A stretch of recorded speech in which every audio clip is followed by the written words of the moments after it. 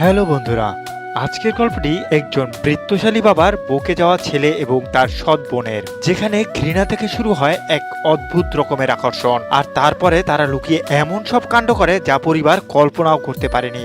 গল্পের শুরুতেই আমরা দেখি নোয়া নামের একটি মেয়েকে, যে তার মায়ের সাথে তার মায়ের নতুন বয়ফ্রেন্ড উইলিয়ামের বাড়িতে থাকতে যাচ্ছে।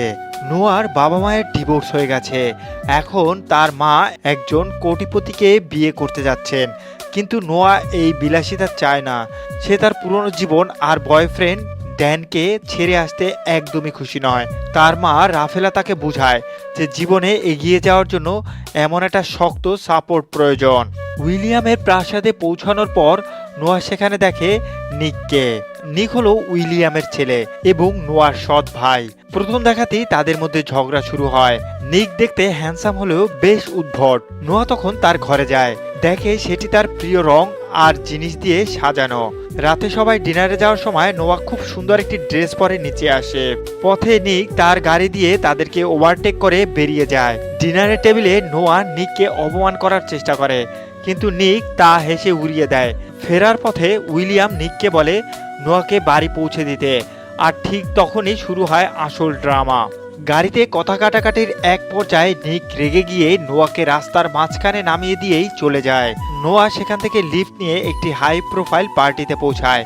সেখানে সে দেখে নিক তার ক্যাডের কাছে জরুরি কাজের বাহানা দিয়ে আসলেও মেয়েদের সাথে সে ফুর্তি করছে। নোয়া রেগে গিয়ে নিককে একটি ঘুষি মারে। ঠিক তখনই সেখানে রনি নামের এক গ্যাংস্টার নোয়াকে ড্রাগ মেশানো ড্রিঙ্কস অফার করে। নিক সেটা দেখে ফেলে, রনিকে ধাক্কা দিয়ে সরিয়ে দেয় এবং নোয়াকে জোর করে সেখান থেকে নিয়ে আসে। নেশার ঘরে নোয়া গাড়িতে নিককে নিয়ে আজে বাজে কথা বলতে থাকে। নিক তাকে সামলে তার ঘরে শুইয়ে দেয়। ওই রাতে নোয়ার একটি পুরনো স্মৃতি মনে পড়ে, কিভাবে তার আসল বাবা তাকে আর তার মাকে টর্চার করত। পরের দিন সকালে নোয়া জানতে পারে নিক একজন প্রফেশনাল কার রেসার। এক রাতে রেসিং চলাকালীন নোয়া দেখতে পায় তার বয়ফ্রেন্ড ড্যান অন্য একটি মেয়ের সাথে তাকে চিট করছে। রাগ করে তার প্রতিশোধ নিতে নোয়া নিকের সাথে একটি রোমান্টিক ছবি তুলে ড্যানকে দেখানোর জন্য।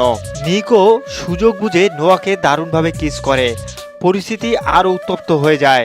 তখন নিকের বদলে নোয়া নিজেই রেসিং ট্রাকে নেমে পড়ে এবং গ্যাংস্টার রনিকে হারিয়ে দেয়। এতে রনি অপমানিত বোধ করে এবং নিকের সাথে তাদের মারামারি লেগে যায়। ধীরে ধীরে নিক আর নোয়া একে অপরের প্রতি আসক্ত হতে শুরু করে। তারা জানে এই সম্পর্ক সমাজ পরিবার মানবে না, তবুও তারা নিজেদের নিয়ন্ত্রণ করতে পারছিল না।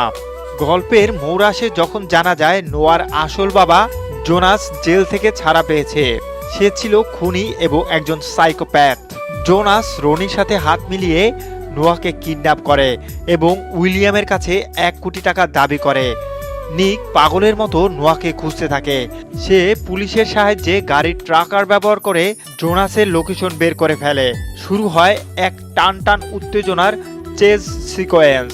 এক পর্যায়ে জোনাস নোয়ার মাথায় বন্দুক ঠেকিয়ে তাকে গাড়ি থেকে নামতে বাধ্য করে।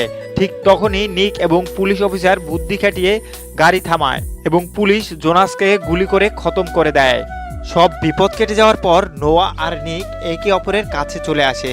তারা লুকিয়ে প্রেম চালিয়ে যেতে থাকে।